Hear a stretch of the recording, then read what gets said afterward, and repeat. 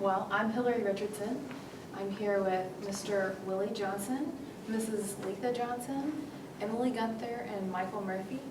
And we're going to talk to you today about your stories regarding Starkville and civil rights. If you could get us started just by telling us, where you grew up, where you're from, maybe even where your parents are from.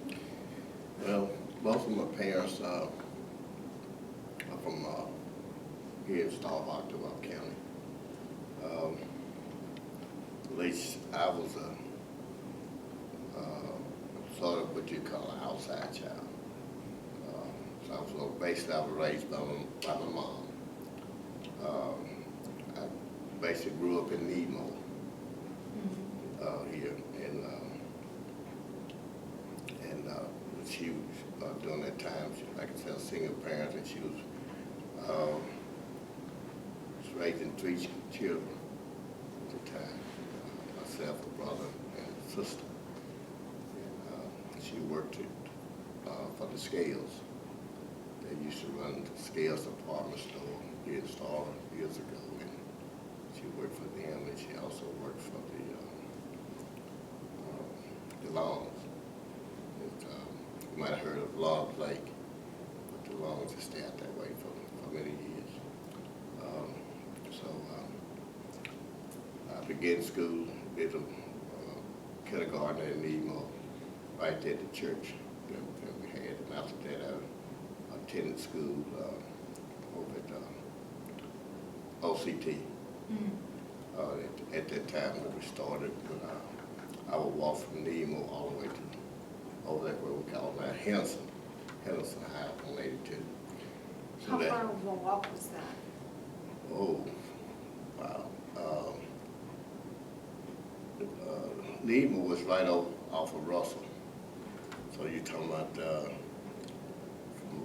mainly from Russell Street, a little further back, all the way over to 82.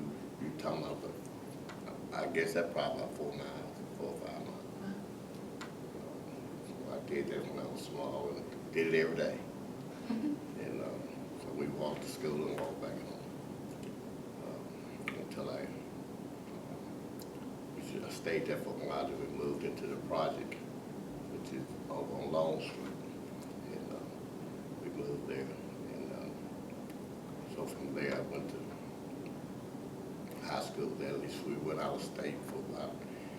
My mother moved to St. Louis for a year, went to school there for a year, and then she moved back to Memphis. I went to school there for a year, then we moved back home. And that's where she obtained had a house, a small home built there on Yellow Jacket Drive. So that's where we were until after that. Then she moved to herself. I was married then and stuff, but she moved into a house in Rolling Hills, which I took that on after her death. But that's, upbringing. It was a good life. She made $18 a week. Working for the Longs? Yeah, for the Scales. Oh, right. And she worked for the Longs at night, pretty much. When she got off about 3:30 or 4, we'd come in and meet just for a little while, and she babysat pretty much every night. So that was that routine we pretty much took care of. You had a brother and a sister as well? Yes. Are you the oldest? I'm the youngest. The youngest? Yeah, I'm the baby. So did they take care of you too, or? My brother did. My sister, when she was about 3 years old, my mother's brother never could have any children, so they wanted a daughter. So they made, whereas they adopted my sister when she was 2 years old and kept her. So Mama kept the 2 boys because she was saying it was through with her. The money that she was making, she really wasn't able to take care of a girl like she wanted to. Okay. She said it was probably a little easier with the boys instead of girls. So that's she went there to Memphis and was raised by my uncle, and that's where she is now. She's sitting on through school and on through college. My brother, when he grew up, he was in the military. He was in the Navy. But I never did go to the military. In the top of armed forces, when I come out of high school, I went to Mississippi Valley State in Alabama, and for a few years, and stayed there until 1970, which at that time, that was the year immigration was officially in force. But I graduated in 1967. You let me know, I'm going back and forth, I guess. That's okay. Oh, yeah. In 67, jeans it wasn't mandatory at that time. It was our class, was the senior class in 1967. We went to Starkville High, about 10 students from my class went to Starkville High that year. But after the first semester, they returned back. And for whatever reason, I don't know, but they came back to school, said they couldn't make it there for that first semester. So in January, they came back to Henderson, OCT. At that time, it had been changed to Henderson High. After that, I went to Mississippi Valley State, and some of the other students on our class, and I went down there. But in 1970, we had a problem with our president on the school. His name was, at that time, was President White. And the student body and stuff to come together, whereas the school was getting federal and state funding, but the money was not used for the academics of the school. From what we was realizing, the school wasn't being updated with books and teachers and other stuff like it should back at that time. And during that time, with civil rights and other stuff coming in place, it has been marching throughout the state on different issues and stuff. So it was put together sometime in November of that year, really November of '69. We did a demonstration on state property there, which is considered state property, and we was told that it was illegal to do that in state property. So At the school itself? the school itself. We was on school, the campus, and we was boycotting classes and other things like that on school property. It was assembly. It's about 800 students. So at that time, we was sort of arrested, and everyone was deported to Jackson and sent home. So after that became, all the students reassembled for Christmas.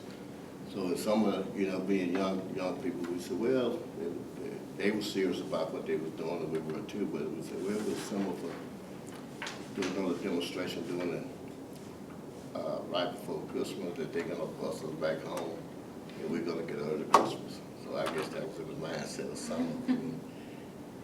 But at that instance, I never forget it, was demonstrating, and some state officials from the school and from the state came and notified us that what we were doing was illegal, and we need to disperse, but we didn't.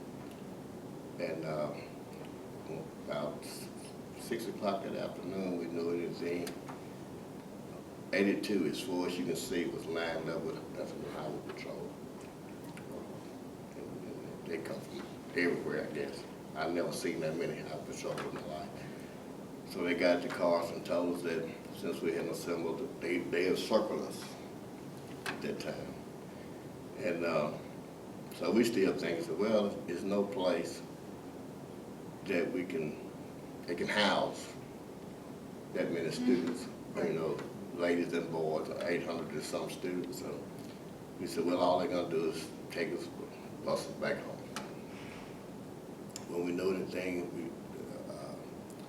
the highway was lined up with yellow buses as far as you can see. So they started loading us up on buses, and be thinking that we're gonna be busting Jackson again and be, Jackson, Mississippi? yes, and where all the students would get a ticket and be bused to their homes like it did most of them. But it was quite different. But instead, we was bused back to Greenwood, where they had a penal farm at that time. And it had been closed down.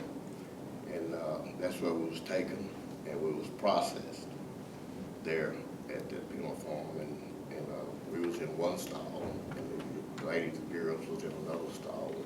About 400-some guys in one stall, and they was calling us out one by one, which that was sort of frightful because once we was called out, we never returned. It never returned. So when it got to my turn, they called me out and they processed with picture to fingerprints and all that stuff and put us on another bus. And that bus took us to Parchman. That was a frightening ordeal for me. You look up, you see a sign that said Parchman Penitentiary, and they took us in. And we stayed there from that Friday to that Sunday. It was an ordeal that I never want to relive. So you and a bunch of students from Mississippi Valley, All the 800-some students was bused to Parchman. you were protesting on school grounds. School ground. In Starkville or in Adabena? Adabena. And they bused you all to To Greenwood. Greenwood and then to Then Parchman. to Parchman. And you stayed the weekend. And this was in 1970? Yes, it was right prior to it was in December 1970, somewhere in there, right before Christmas, when we was busted. And they kept us there from that Friday to that Sunday, which all the boys, we was put back in a back part, and it was sort of scary when we come off the bus that these guys is in the trustees was in the stripes and stuff with the guns and dogs and stuff like that.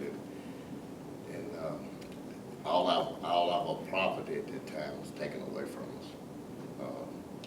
And we was put into one big room where we had 400 and some guys in there and had 100 beds.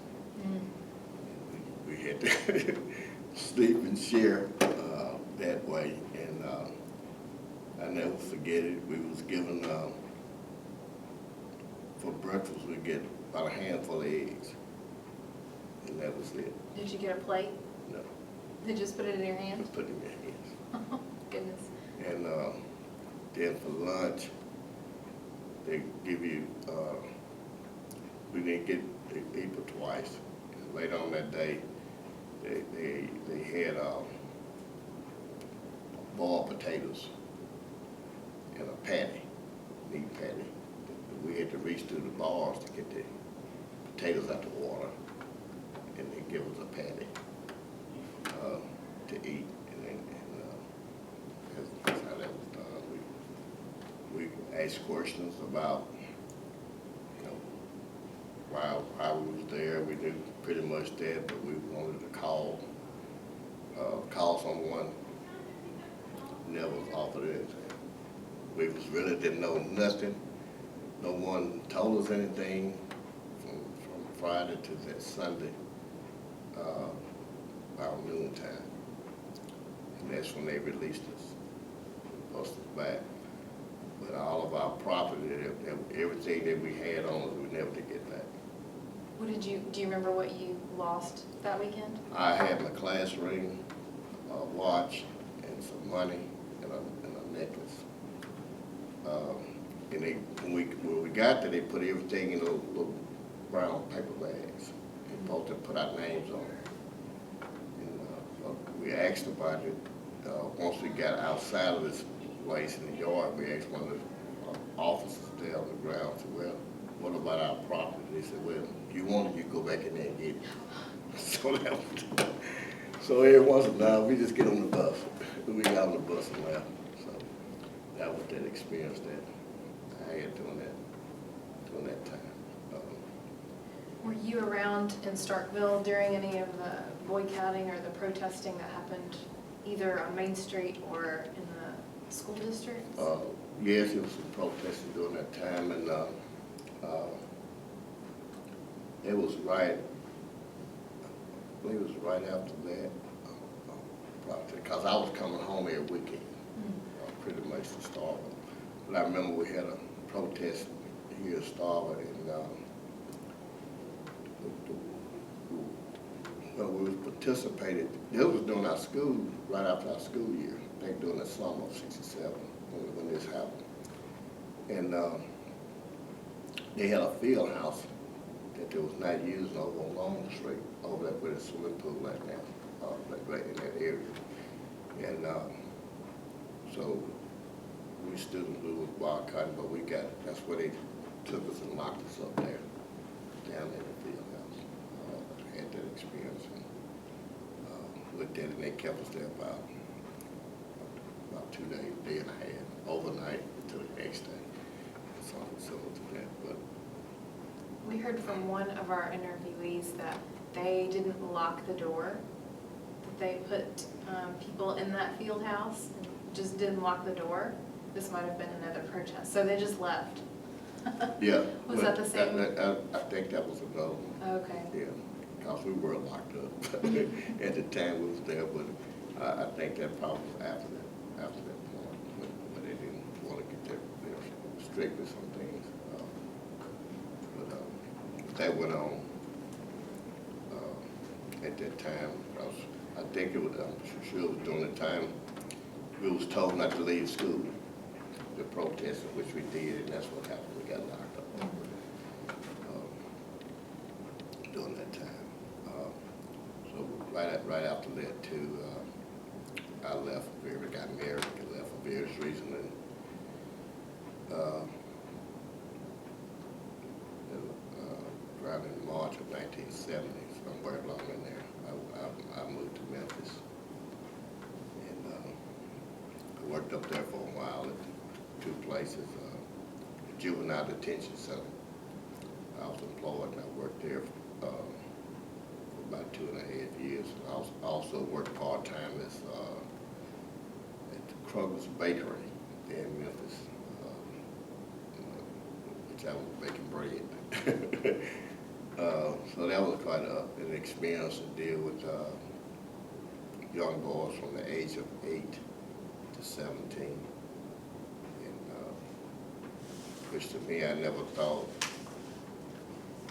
8 or 9 years old boys that was killing people, that's come through that detention, big process, and we had to keep there until the judge do what they do. They'd be sent to a college reform school up in Nashville, Tennessee. But after that, I came back home. I worked a little bit at Weavex, called Lockaport, down on Highway 12. Can you say that again? Weavex. Weavex. Yes. I think that's the name of it still now, Weavex, right on Highway 12. They used to call it Lockaport. Lockport, when I first came, that was the name of it, but after so many years, it changed its name. I worked there as a weaver, running a loom machine there for 3.5 years. Then once I was laid off, I had a family and trying to find a job, and I started working on the funeral home, which was Mississippi Funeral Service on Long Street, now in Central Harrison. So I worked there to make ends meet, and after that, I got a job in 1976, employed with the Starkville Fire Department, and that was a great experience. Can you tell us about how you got the job and then working there? Well, I got the job, I applied. There was another black guy named Felton McGee that was hired. I think he was the first black that hired on in Starkville Fire Department. He stayed about a year, and due to a lot of racial slurs and things that were done in the department at that time, he said he couldn't take it, but he left. Me and him was friends. We grew up together in Nemo. So after that, I applied. So his experience didn't deter you from applying? No, he talked about it and told me some of the things he went through, but I needed to work. Right. And I wasn't looking at that part of it, and I lived and starved all my life, and so I was making more money at Lockaport of Weebex, good money, but I fuel home wasn't making much money and trying to live and staying in a trailer. Had a baby, had a wife at that time. Had one bedroom in the trailer, and I remember, those back hard times, and in order for us to sleep, I always remember we had to put cardboard on the springs to make things a lot easier for us to rest and that, during that time. But it was pretty much a struggle. But anyway, I got employed with the fire service there at 76, and I was making $500 a month, and that was before the deductions. And then I also was working at the funeral home, part-time, helping out. But with that experience, that was one of the most, I don't know how would you put it, it was a great experience of my life to go into that. Some of the things that did happen there at the department, when I was hired on, I never forget the chief went out and bought a cot for me to sleep on. And they're in the kitchen, so I had to sleep next to the table. Now we had a dormitory. There was 6 beds, and it was 3 of us on, and we had 4 beds in the dormitory that was empty. But I was not allowed to sleep on them. Even though you fought fires with some of these men? Same guys. We ate together. We watched TV together. But when we went to bed, I had to sleep separate. That's how they said it. And, I did that for about 2 years before they changed it. And also during that time, going out on the fire truck, once I get up and go out, I was a rookie. And we had a driver and an officer, so I was a rookie. And I would ride I had to get on the back. And at that time, we was covering all of October County, Mississippi State, October County, and so no matter what the conditions were, I had to ride the back. And once we get there, we fight a fire no matter where we were. Sometimes we 20 miles away. Cold weather, sometimes raining, and you're tired and stuff. But I still had to ride the truck back, on the back. Does that mean you had to stand up and hold on to something outside of the vehicle? Yes, it's a rail on the back, and it's a platform that I stand on. So that's what I had to hold on to. And even going to the fire, they turning corners, and we're going on rock rolls and bouncing and stuff like that. So, but you just hanging on for dear life. And a lot of times what I would do, you had a little cover, and I'd take the cover and throw it over me and hang on that way from the weather, the wind and stuff like that. So that went on for about 2 years too. But I do, sometimes with that, I dealt with it, but the biggest problem that I did see, and I always was a person, though, I respected authority, but I always spoke as something I felt was wrong. I never forget it. We always, back during that time, it's sort of amazing, it was in the 70s, and 1976, 1977, 78. Whenever we get a fire call, and they'll come on the loudspeaker and give you the address and where to go. And anytime there was someone black, they would always use the N-word.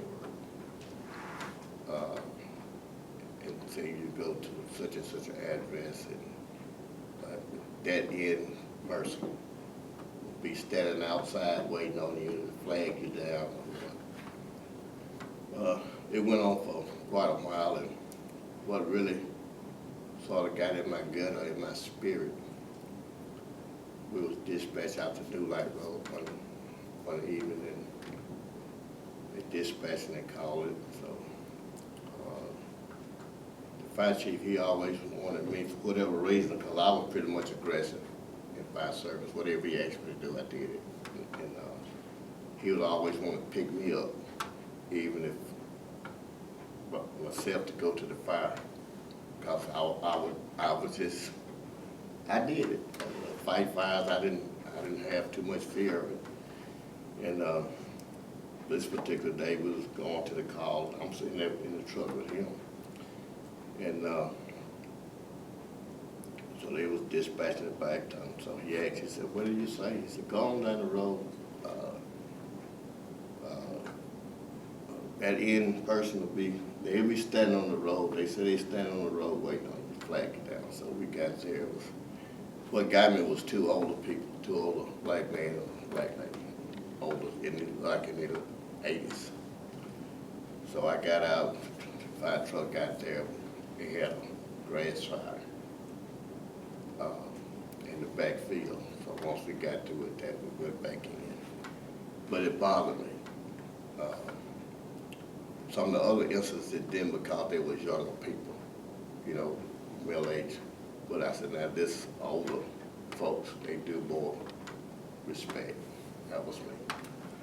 So I went back to the station. The chief, assistant chief, let me out. And he went on back to Station 1, right there where the railroad tracks were. So after a while, I sat out on the porch, and I was mad in my spirit. It just wouldn't let it die. So I got on the phone and called him back. I said, "Chief," I said, "would you mind coming back over to Station 2? I said, "I need to talk to him." So he did. I'm over it. I'm still, been there a year and a half. And he came back. I said, "Well," I said, "just like this with me." I said, "I do not call people out their names. I don't use slur words." And I said, I think I'm due to the same respect as I respect others. And I said, I wish you all would not do that over the radios anymore. I said, I just think I do that respect. And he left. And from that day to this, it stopped. Do you leave without saying anything, or did he respond? He just said, "Okay." That's all he said. He said, "Okay." So I knew that he had to talk to the chief, because he was the assistant chief. I know they had to talk about it. I didn't know what the proper response that I would get from it, but they never just tell me, say, "Okay, you'll never hear it anymore." And it's just stopped. They took care of what it was, and but that was very interesting. But I made, everything was a challenge to me.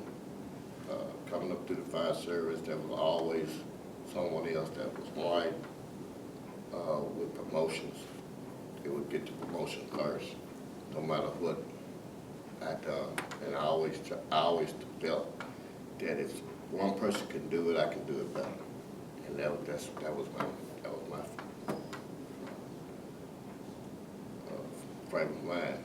And but for what reason, I have to say, God always worked it out to whereas, even though a lot of times I knew I'd be the guy, test-wise and performance skill-wise, they'll get the position. But we have a policy in the city to where if another position, if it come over within 90 days, the person that came in second will automatically move into that position. And that's how I got promoted a bunch of times. It happened. Sort of by stroke of luck? Yes. And I got my sergeant position that way, my lieutenant position. I went on up to captain, and I made assistant chief. go back to when I still was a rookie, how some things changed. I was still a rookie there, and to show you how things too, after about 2 years, how things do change. I came in one Saturday morning at the station there, and the other guys that was on, they was leaving. So the 2 guys that I always worked with, they was not there. So it was no one with me, you know, the officer and the driver, they weren't there. I never even drove a truck. Never allowed me to drive. I practiced to drive at that point in time. And so the assistant chief was there, and he come over, and he said, "I'm gonna sit with you." He said, we're gonna try to get someone to come in. And that was sort of unusual, because usually if someone take off, there always was someone that wanted overtime. But this particular time, they couldn't find, none of the guys on the shift that was going would stay. They didn't even want. And they got on the phone and they called different guys that were off duty. They wouldn't come. Didn't nobody come in for whatever reason it was. So I stayed there all day, pretty much by myself. So the assistant chief came over, and he was trying to show me how to drive a 5-speed at that point in time. I drove a stick shift on the column, but never a 5-speed stick shift out of truck. And he was trying to show me how to pump, you know, like it's a crash course. So he said, well, we probably won't have anything anyway. I said, okay. So that night, late that evening, he left, and he left me at the station. Out by myself, station 1, at station 2, 1112. About 9 or 10 o'clock that night, the alarm went off. Of course. Then station 2 responded to a car fire. Highway 12, down just about now where Walmart. I said, wow. I jumped up, put my stuff on, got in the truck, trying to get out the station. But every time I let up off the clutch, it go dead. Let up off the clutch, it go dead. So finally I got at the station, went down to the fire, got out, pulled the booster, lined myself, and put it in pump and everything, put the fire out. And finally, eventually made my way back to the station. So some things happen for a reason. And the next shift I come on, man, they had me driving everywhere, you know. So they knew you'd done that by yourself? Yeah. They didn't want that ever to happen. So after that, they wanted me to make sure, even if I were there by myself, I knew how to drive and pump and stuff. So I went all over the city. They had me all over the city during that time. So it was quite a big experience. And I had another one when I was still a rookie, getting $500 a week, and I had a child. And we didn't get paid until the end of the month. So Christmas time, I wasn't making no more money. So I called the chief about sometime in November. I said, Chief, I say, I got some things I'm putting on layaway.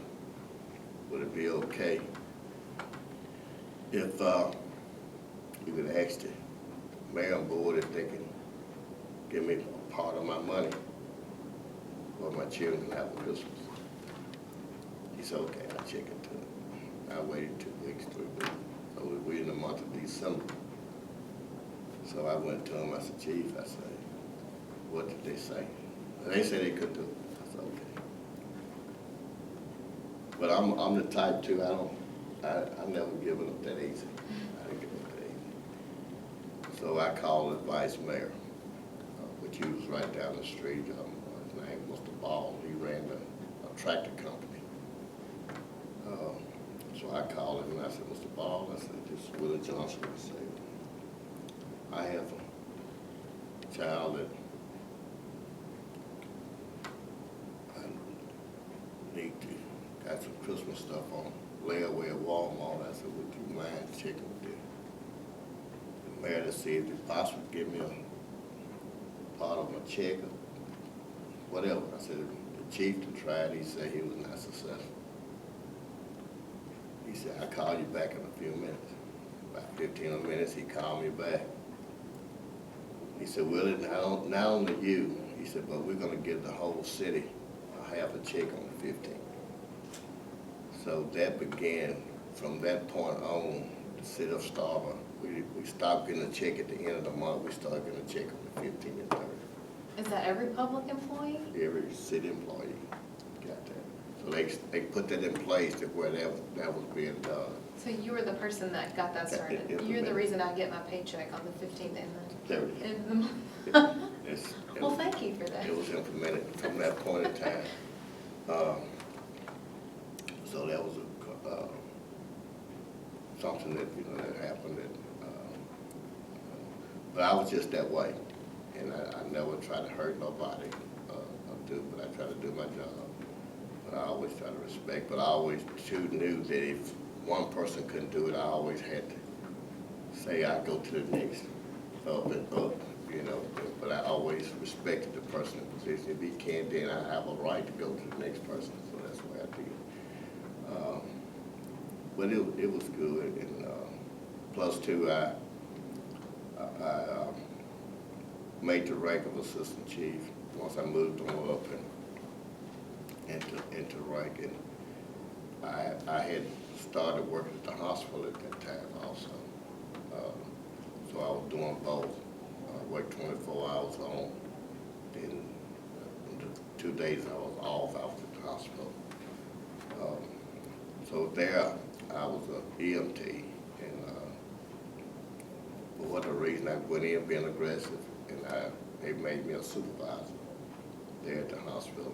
And then they moved me up to director of ambulance service. So really I was the only person ever to be the ambulance director, which I was to myself, and I answered only to Mr. Kelly, which was the CEO. Once I left that position in 1988, and they moved it back up on the mission service.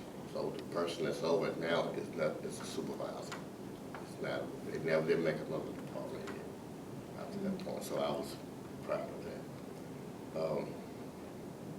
But in 1988, I applied. Well, I applied for the fire chief position when I was a captain. What was that? What year? Mm-hmm. It was in 86,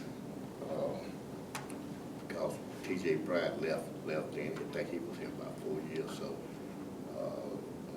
the assistant chief at that time was Al Christopher, and he applied also, but I did too, applied for chief. But he got the chief position, and he kept the chief position about 14 to 16 months. And said that he couldn't, it was difficult trying to do the department. So after that, he gave up his chief position, so the city allowed him to come back into the rank as assistant chief. And once I applied, I got it, but it took about 3 to 4 months for them to allow me to be in that position. They kept interviewing.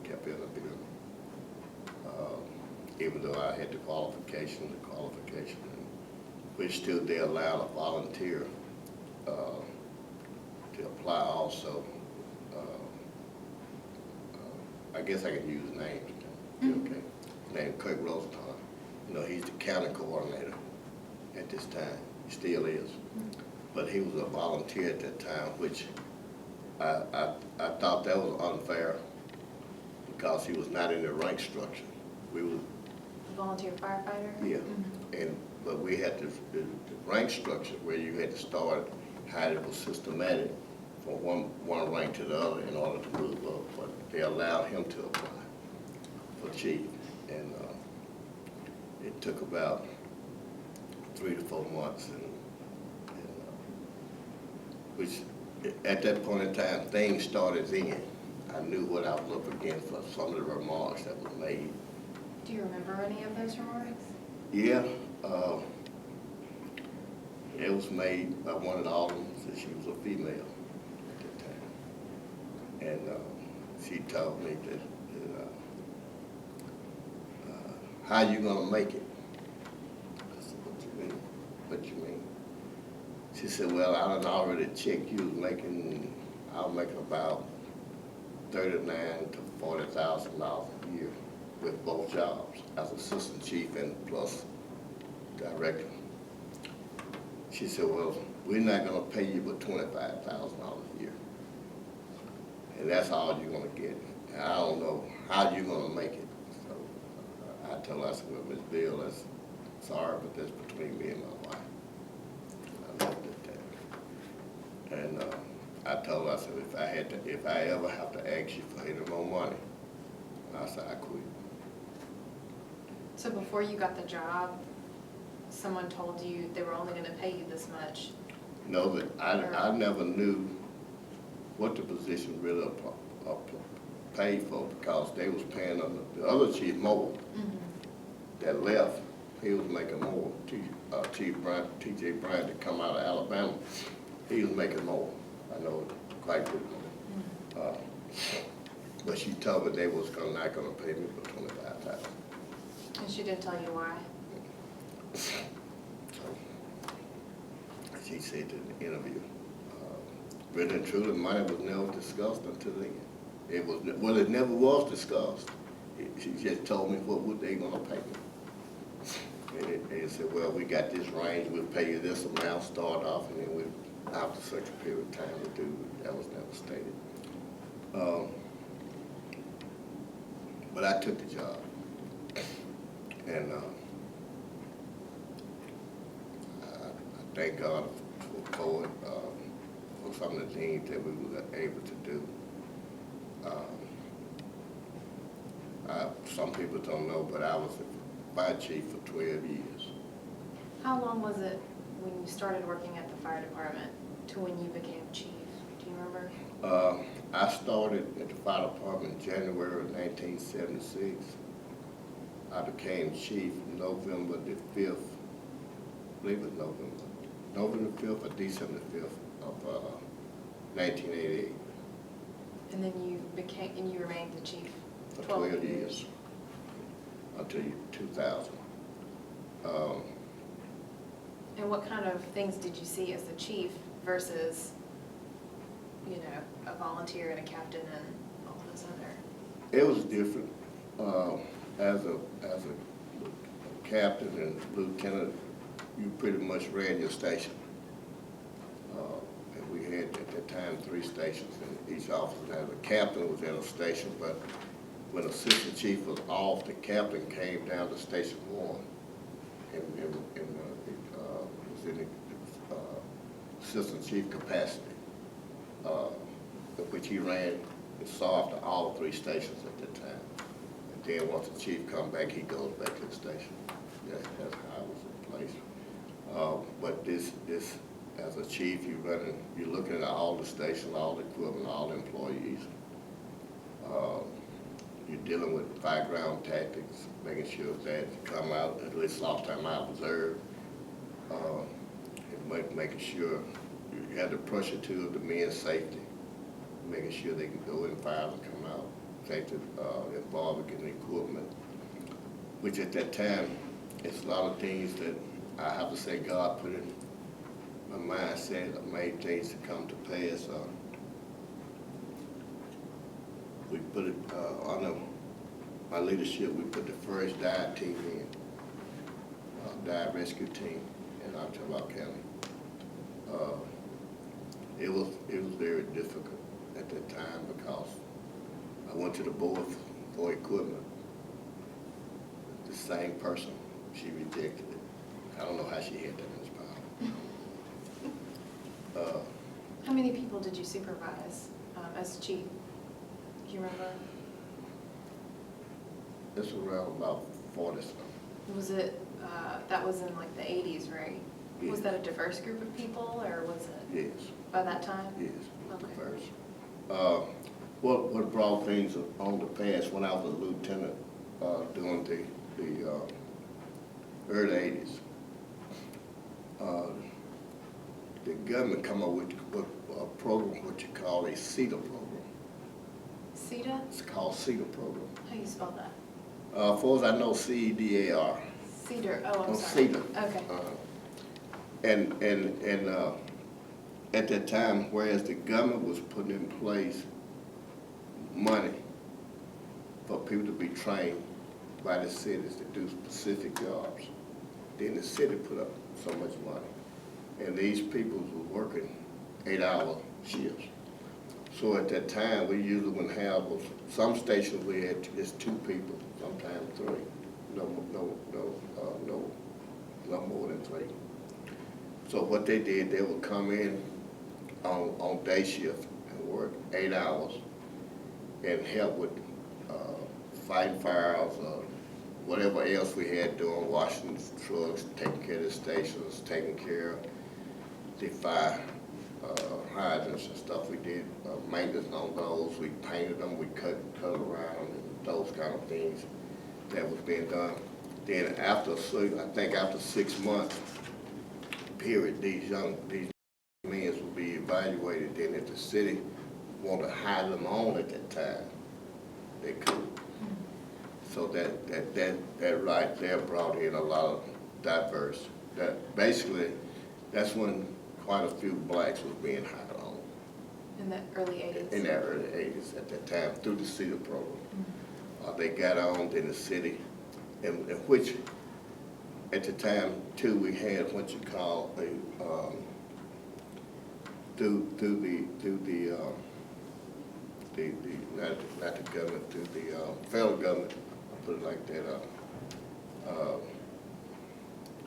up in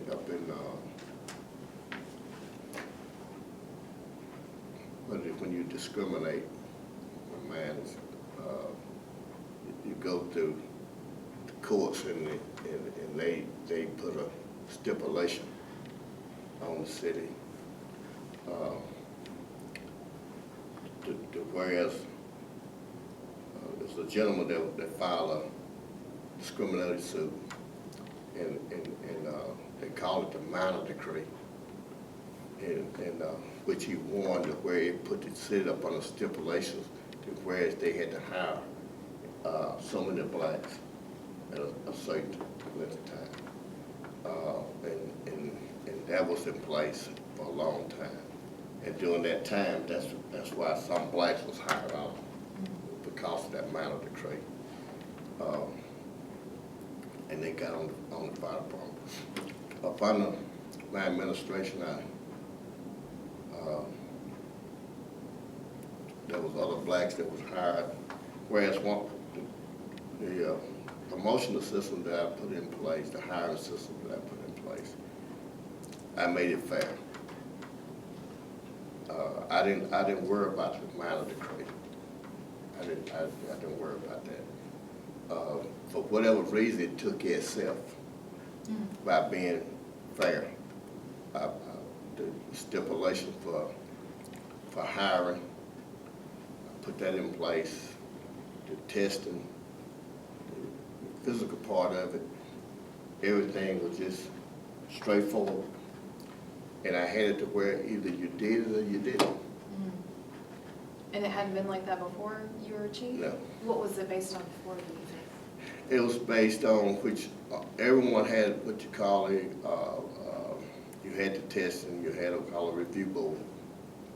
And that board can give so many points to go to the testing counted for so many points, interview board counted for so many points. Then we had what you call a standardized test that counted for so many points. But the chiefs at that time, they put more points on the review board.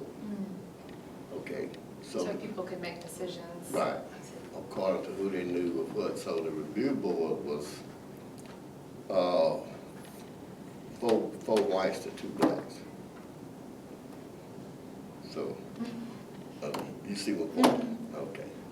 So at that time, there was Who made up the review board? It was different officers, Okay, okay, which was appointed by the chief. okay. Okay, the fire chief appointed different officers to be on the board. So with that, it had that stipulation, whereas before I come there, price was being high, probably. If it wasn't for the CEDAR program, you probably would have had that many, one or two flags. But what I did, once I come in, I redid it, restructured it. I looked at some things that the state academy had in place on hiring and promotion. And I looked at other departments outside of Mississippi, and I put it together. And some of it was made. I even looked at the armed forces, how they did their physical, because they had in place whereas when you get older, you could walk or run, and it was based on a timing. And so it didn't, I made it to where if an older officer could required to be able to walk or run, you had a choice. But if you had to walk it in 30 minutes compared to someone that run it in another time, but as long as you walked, you were still equal to that person that was able to run. So that was put in place. And when you're doing your testing, I always had 2 people with a clock. And if you didn't make it, you can be 1 second off, 2 seconds off. You still didn't make it, as far as I was concerned. And I caught a lot of slack from people in higher positions in other communities because I did it that way. I got quite a few phone calls. What did people say when they called you? Some threats. Like physical threats, or? Threats like you need to get in your place, which I just tell them I don't have a place at that time. But it was scary. I got a lot of calls like that at the office, but I prayed about it before I got the chief position, not to let any of that be at my home. And I can say I never got a bad call at home. Nothing ever happened to my wife at that time or my children. Were you worried about that? Yeah. I was worried about that more so than myself, which I can say for about 3 weeks during the process of being interviewed.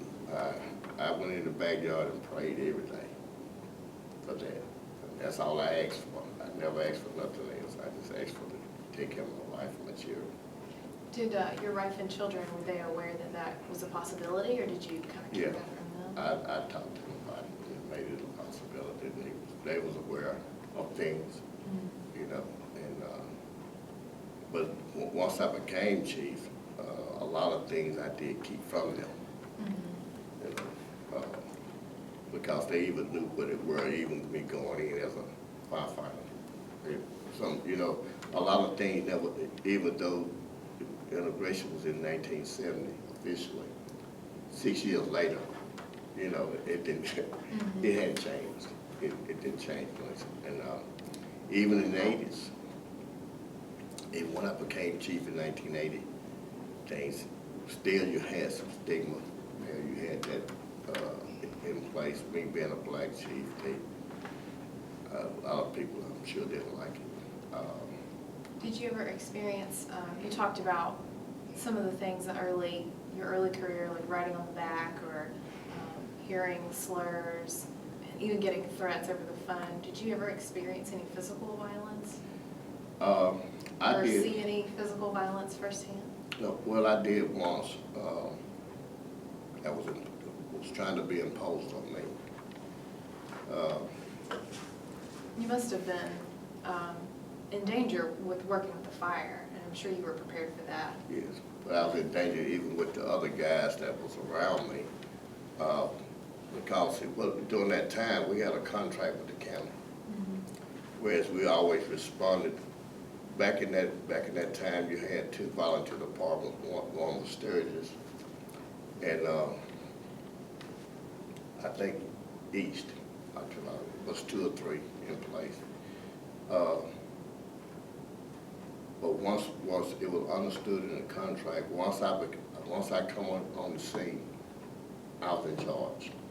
Even though you had a volunteer chief for that department, once I come on the fireground, I was in charge. And that's something a lot of them didn't like. I had an incident out there at Deerfield, down Highway 12. We had a fire structure in it. So when I come up, some of the volunteers, I had some men inside. We had a standardized way we fought fire. So the city trucks was already there, the county department come to. My men always, when they gonna come off the truck, we go in. And we go in and where the fire at and push it back out to where it's already burnt. Push it back that way. That's a standard procedure. So I know we had 2 men already in, so I was standing on the street and a volunteer pulled a hose and went to the window. Finished shoot water into the window. I said, no, don't do that. I said, please don't do that. I said, you're gonna burn those guys inside. I said, we got guys inside. I don't care who you got inside. That's what he told me. I said, don't do that. So I'm standing across on the street here. There was a ditch in front there. Then he was in the yard. So he came toward me. And he said some bad words to me. What I won't come, what I couldn't do, and blah, blah, blah, blah. I said, okay. I said, I'll take all that. And I told him what I told him. I made a threat to. I told him, I said, well, I tell you what, if you want me, if you come across that ditch, I said, somebody will move you and me. So I took my helmet off, wrapped a strap around it, and around my hand, and I held it like that. And I said, you come across that one, do this to you. So that was one of the incidents, but it make me acknowledge, because a lot of times when I left home at night, going on fire calls, I was by myself. And sometimes it'd be weird, you can go down a lot of dark roads out in the county, no matter how full it was, I responded. And did that incident make you more aware yeah. of what to expect? Yeah. Or, okay. Be honest, I don't want to say it on camera paper, but I started carrying it for my protection. From that day to the time I quit, I carried, folks didn't know it, but I carried a pistol on my ankle. And I did that. Never had to use it, but but the threat was there, which I had other people was telling me that some of the volunteers were saying this or that, what they'll do. They weren't gonna take this, weren't gonna take that. So, but I was blessed. I was protected. Didn't have to.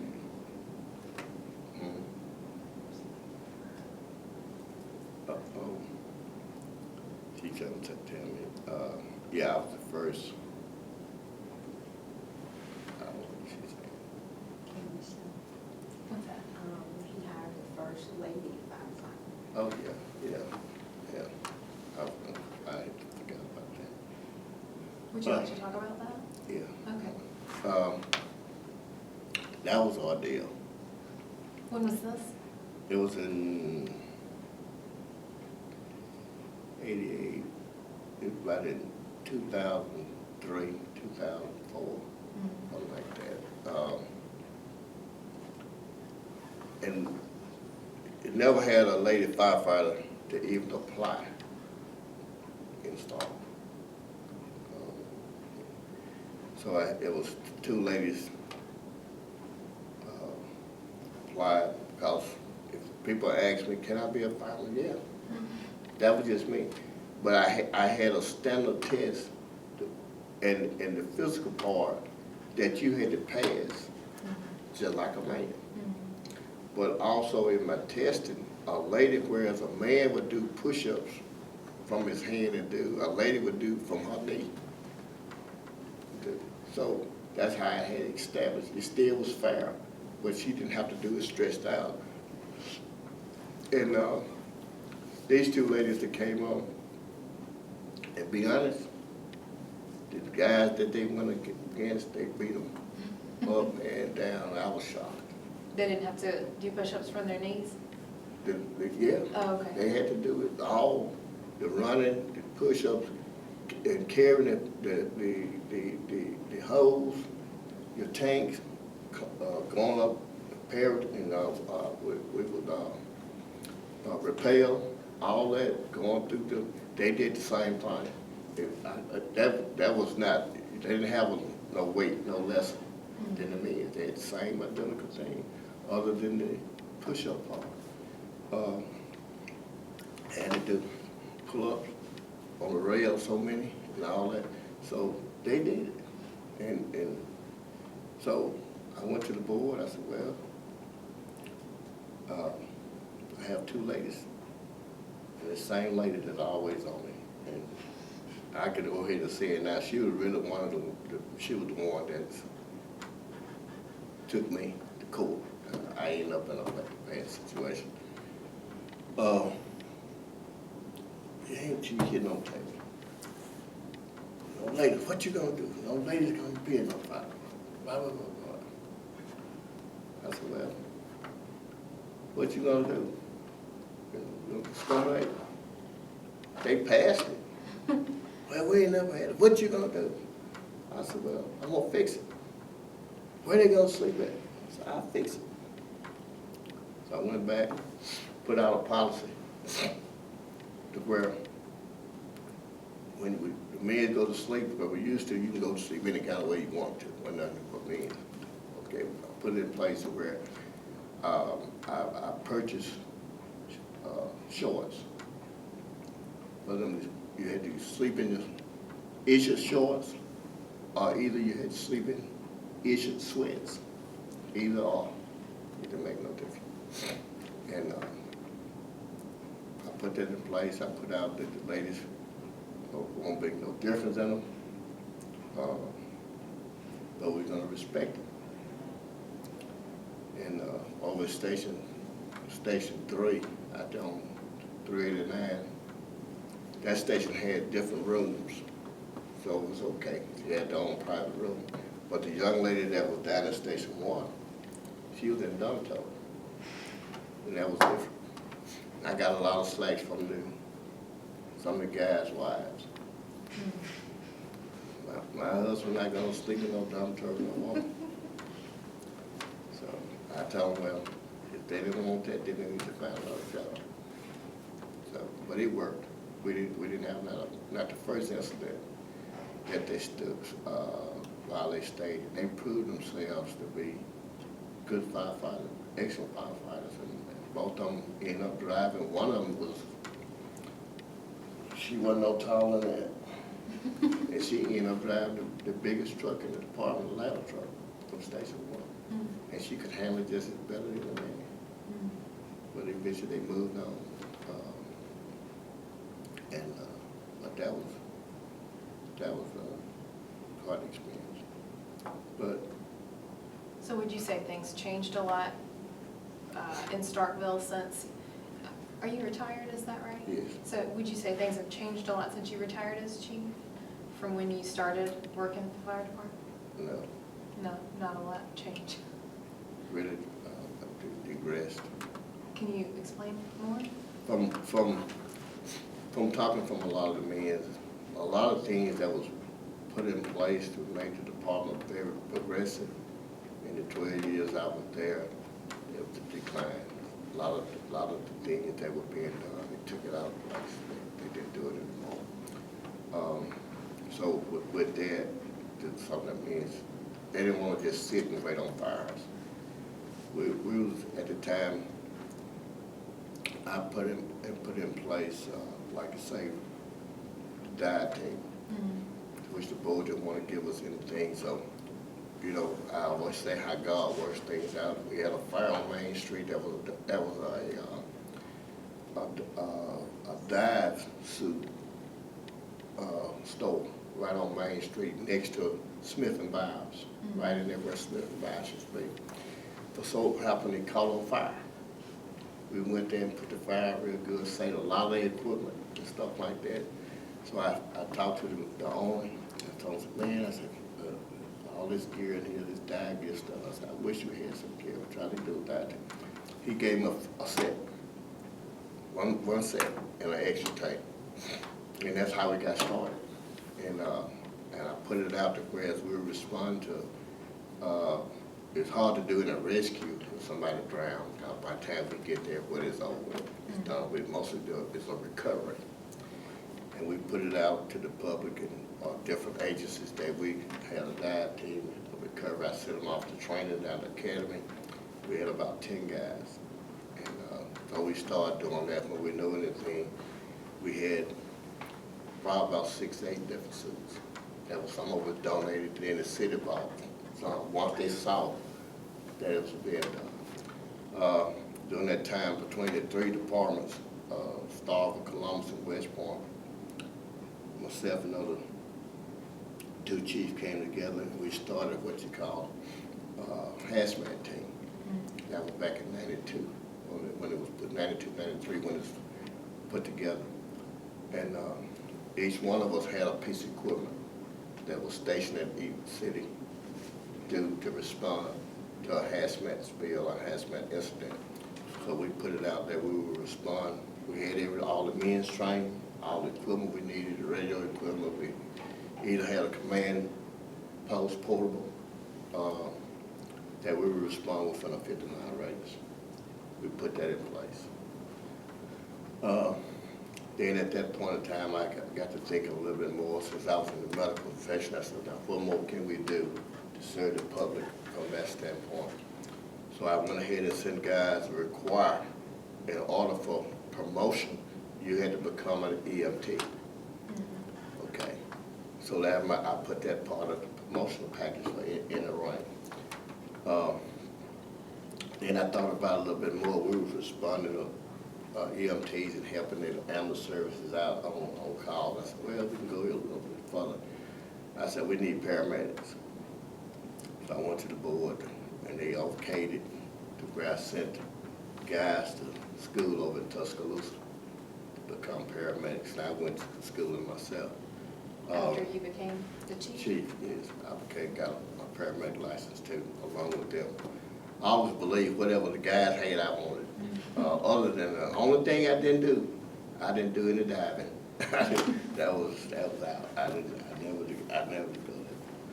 But anyway, we got them trained, and I went ahead and purchased which they have it sitting down now. And the chief that we got, now, he wants to put some of those things back in place. Charles York, he's my chief now. But I purchased called a rescue truck.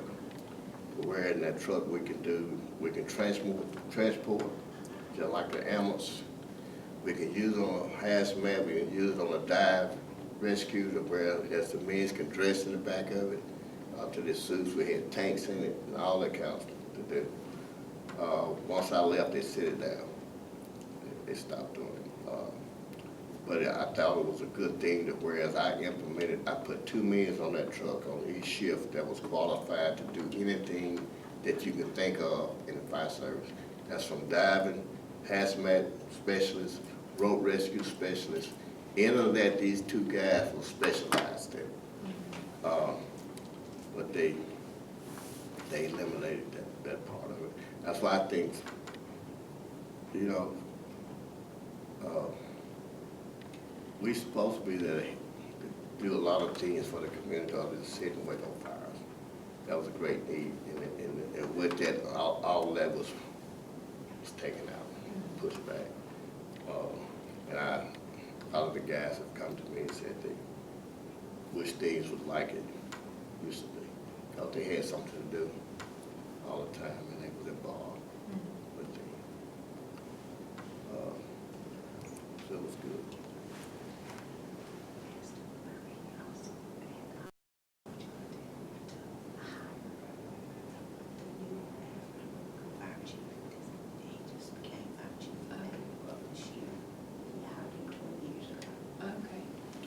Charles. Yeah, can you talk about the new fire chief and your relationship with him? Yeah, we have an excellent relationship. He was hired and came in under my administration. charge out. He's very smart. He's well educated. Be honest, he's for as I can look back for that education wise, he's the most educated fire chief that we ever had. Did he go to school, Yeah. college, or? College, he's working on his master's degree, and I think he got, if I'm not mistaken, completed his master's degree in fire science. In fire, from what? It's a school out of, I don't know. It's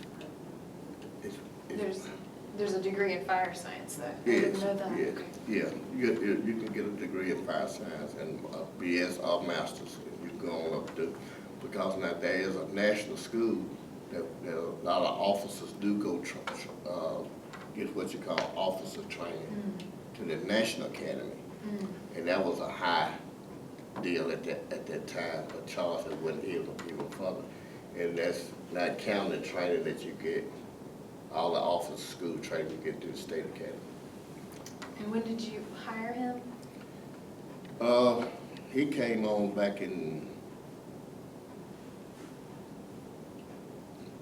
probably around 93, 94,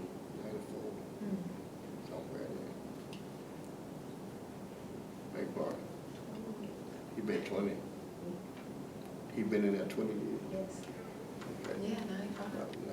I think like what, 20 years, that's been, what, 15, 90 something. She tell me I can't read lips. But it was good, and I think he's gonna be great. We had some other chiefs that was good. Roger Mans, Grantham, he took my place at the time, but that was a thing that I went through during that time that was on my part. A lot of it, I blame myself. I got caught up in some things that they say I did with parts. Back in that part, it was $200-some, which I did do, but it never was a signature on it. It never was a purchase order to go to the city. It was personal. But I got caught up in a deal that they never allowed me to speak on that part. And when I knew anything, they had brought in a state investigator into the city of Starkville that I didn't know anything about. It was kind of crazy. He came in and investigated me for about 2 weeks, and he came to the fire station. He said, well, I've been here in Starkville for 2 weeks investigating you. I said, wow. He said, I can't find nothing on you. There's nothing that said, oh, nothing on you. Investigated, can you clarify what you were being investigated for? For money, dealing, anything to do with purchasing Oh, or okay. whatever like that. Because at the time I had a daycare that was going, and people were saying I was purchasing stuff through the city for that, like paper products and stuff. But he went and checked with the people, everybody that was, and saw they were done completely different. But it was all that kind of stuff. They had about 20-some charges on me at the time, and they come in couldn't find nothing. Then they came back about 2 or 3 weeks later, talking about the parts. That's this guy down on 82 sent the stuff in, and the city paid for it, and it was crazy. But I got. Did all this happen without you knowing about it first? Like with the guy who came and said he had been there 2 weeks? I didn't know nothing. The city didn't tell the mayor, the board, no one ever. It said, oh, no one ever advised me of anything. Did you have a lawyer? I got a lawyer later on after about the parts to do. Then they were trying to bring prosecution, said it was a felony, $200 and some part. But then they added that some of the parts weren't even, the old part that was given back came up to over what, $500. In the state of Mississippi, anything over $500 a felony. So I got a lawyer out of Jackson and went to court with it. Spent about $17,000. Over a $200 part? Yeah. And got found guilty. They put me on a 3-year probation, which to me, the same lady that was at me was part of that. And this guy that made chief after me, because he came to me, he wanted my position. He had an opportunity to get it at the time because he had more seniority than I did. But instead, he stayed as assistant chief, and then he remained working at the Bo Weaver lab, which he was making good money on his days off. But when that Bo Weaver lab, that grant was shut down, then that's when in '95, that's when everything started. You can see everything just pressure, you know, where everybody was hitting from side to side. Even at the board, you'll be amazed how many times when you go up there, where guys will file a grievance on me, you know, something to do, and I file a grievance on them for being insubordinate to me. Then we go to the board, we'd be up that night all the time by ourselves. Once we go to executive session, it's nobody but the department head and the board until everybody else goes. I got a lot of words said to me, bad words, but all the time that I got grievances filed on me, there was never one that stood up. So it was good, but you expect to have that When you're in charge. when you're in charge. And then I have to be honest, a lot of the guys didn't want me to be the boss. It was said to me. This same guy that got to be chief, he was assistant chief, then he said, well, chief said, since you got the rank, you just hold the rank, don't say nothing, let me run it. I said, no, I don't work like that. So he was trying to tell me the guys to listen to him, they didn't want to listen to him. But when it ended up, I wanted, even though through the end up part of it, how things ended up, I would not give nothing for what I experienced. I really would. And the millions and stuff that we went through, it was some hard times, but it was a good time. I wouldn't give nothing for that. Sounds like you had quite a several defining experiences. Yeah, ended up having bypass surgery in '98, 5 bypass surgery for the stress and stuff. I couldn't have left the department then, but I wouldn't. I came back in. I was out about 2-3 months. Come back to work and kept going. But I could have gave it up then. Sometimes I look at it, but it was good. It's really good.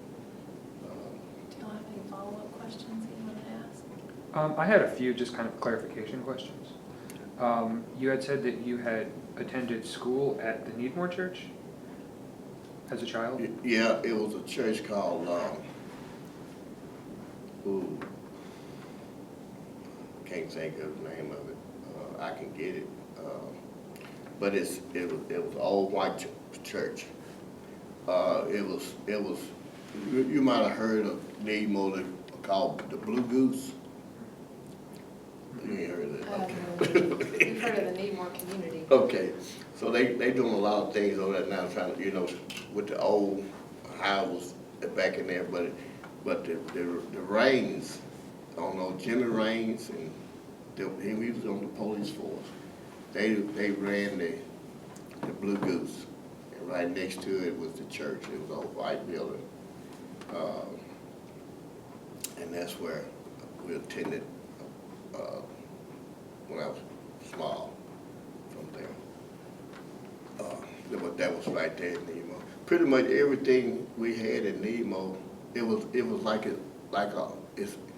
poor, but it was like its own little town. You know, we had our own little place. We had a store there. We had a furniture store sitting over there. We had cleaners. You know, so all this was right there. And when you said cross the tracks, that was Nemo. Everything. I used to get in trouble when you called myself Cody going across town on Long Street, and I was over there on that front end. Guys used to run me down through Main Street, and once I get to the railroad track and get across it, you're free. You know, they went across the road. It was a territorial thing, but it was pretty interesting. But that was neat. It was a fun place, and growing up, and like I say, you played in dirt. Everything that we had, we was small, we fixed it, made it ourselves. It wasn't nothing about mama couldn't buy. And I was raised by my grandmama's brother, pretty much over there. He sold coal and ice during the summertime and stuff like that. He worked at, like, we had the ice plant. It was sitting right there, you know, so it was interesting. I was wondering also about the field house being used as a jail during the protests. Was that overflow, or was everyone? Everyone was put there. Okay. Yeah. There was no overflow. That's where it was taken. Okay. And I have one more follow-up question about the early years of you being on the fire department. How was your relationship, I'd say, in what you deem it as your rookie years, the early years, what was your relationship with fellow firemen? To me, I felt like it was good. A lot of the guys that's there during the time when I was there, Officer McCott, right now still, we real good friends. Real good friends. Al Christopher, we was good friends, but I don't have much contact with him. I don't know if he's still around now, but the guy that was there, time like Mike Collins, he drove the truck, and we still close, real close. We talk about it pretty regular. So it was a good. Even at that, I never let. And I know how some of them couldn't say nothing. You know, you had these cliques, okay? And even though they didn't like what was being said, some of them, but they wouldn't say anything. Because you were sort of like, how can I say, they would have been blackballed, in a sense. They wouldn't been associated with it. And I understood that they did some things or didn't add a hush mouth about some things because the way it was. But I got along with all of them. I stood my ground pretty much. I never did try to harass nobody or get angry about all things, but I just spoke and believed. But I didn't let no one push me out. I didn't. And I always, through life, I always felt that if someone else can achieve something, I can do it too. And I've always been that way. It wasn't good sometimes, but that was me, you know. And I always respected rank and people in position, no matter, and I still do that today, no matter how young you are, what color you are, or what, I always respect position. I always done that. I was raised that way. Mama, that was demanded. Respect older people or people in position, no matter who you are. And which too, around, I said white people, I was exposed to that in my upbringing. My grandmama was half. If I could show you a picture of her, you would know the difference. Okay, her hair's down to here. And her brother that raised me, he had a lot of white friends that came down to the house, and I was around them. They drank across the street, got a shot, and I was a little boy, helped them get back across the road. So, you know, we had that kind of, I didn't know no difference. I didn't look at that. We was never allowed to look at that. Because we just looked at a person, the character. And I always respected that. Did a difference become more apparent to you when you were going to school, or? No, because at Henderson, it was us. And I have to say, I think for us, this is just me personally, for as blacks is concerned, integration, I feel, hurt it more than helped. Because you lose your identity. And I think we lost some identity.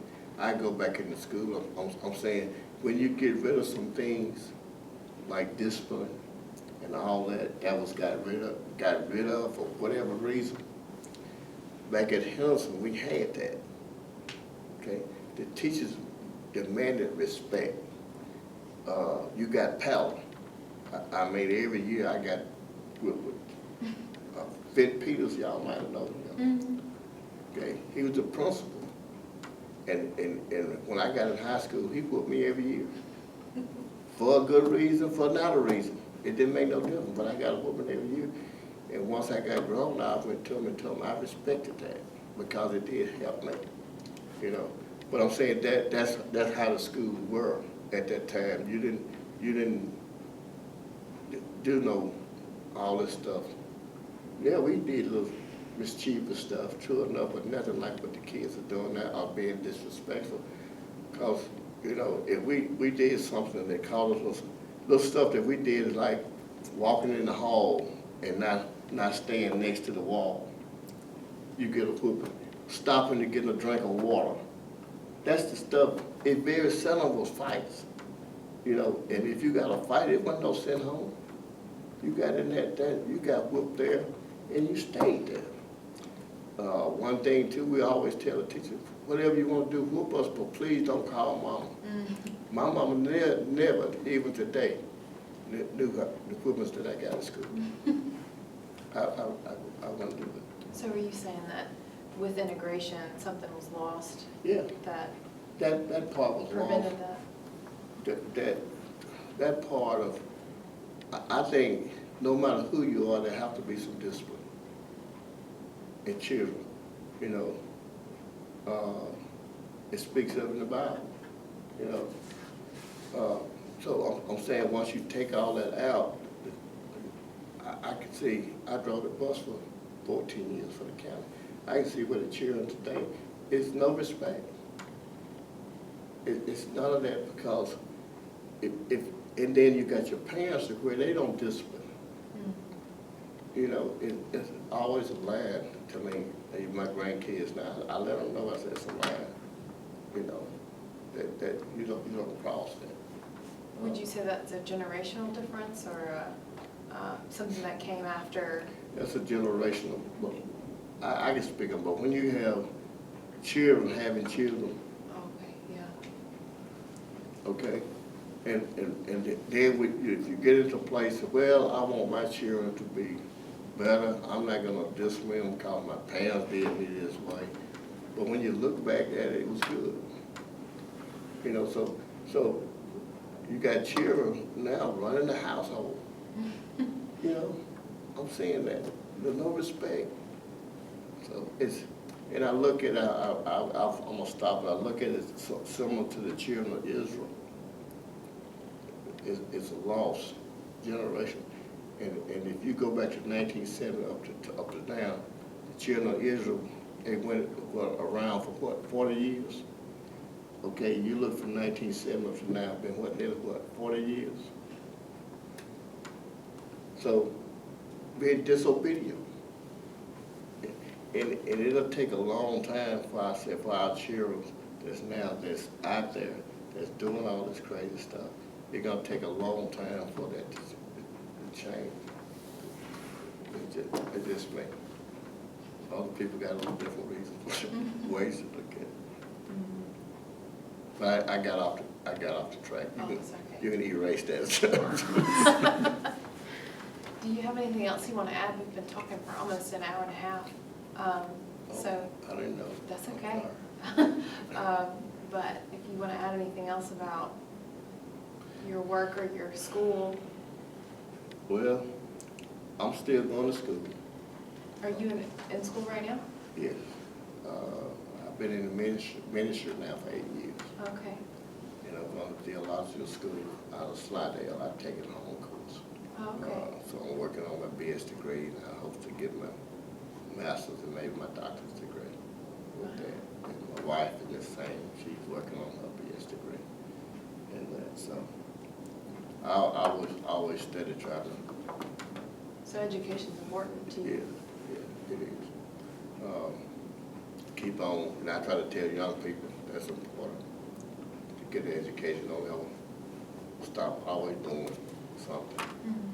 And so that's what I do. Go to church, over the education department, at school, at our church too. So doing that. But it's been good. Sounds like it. Life's been good too. It's been a good 67 years, 66 years. Oh. It's 67 in January. Getting ahead of yourself? Yeah, getting ahead of myself, but it's been good. Got a great wife. We've been married now for 8 years. And I say, good Lord, how they say it, you save the best for last. Mhm. So, save the best for last. It's been great. Y'all have any other follow-up questions? Well, if you don't have anything else to add, No, but I was the first black fire chief in Silverstone. And the first, of course we know, she researched the first black fire chief in the state of Mississippi. in the state. Yeah. Wow. You have quite a legacy, especially with that paycheck thing. Yeah. And at least I was the fire chief 6 years longer than any chief in the history of Song. Wow. That's a long time. Yes. Yeah. Doing a hard job. Yeah. And I know that there's an exhibit of him at the museum here, the Heritage Museum in Starkville. Okay, so you have an exhibit at the October Yes. Heritage Museum? He donated his uniform. She put it there, she got that done. You have a uniform. Do you have any photos or anything there that we could Yes, there's a photo there. check out? Beside his uniform. We'll be sure to do that. That's incredible. That's it. Well, thank you so much. Thank you. Stop.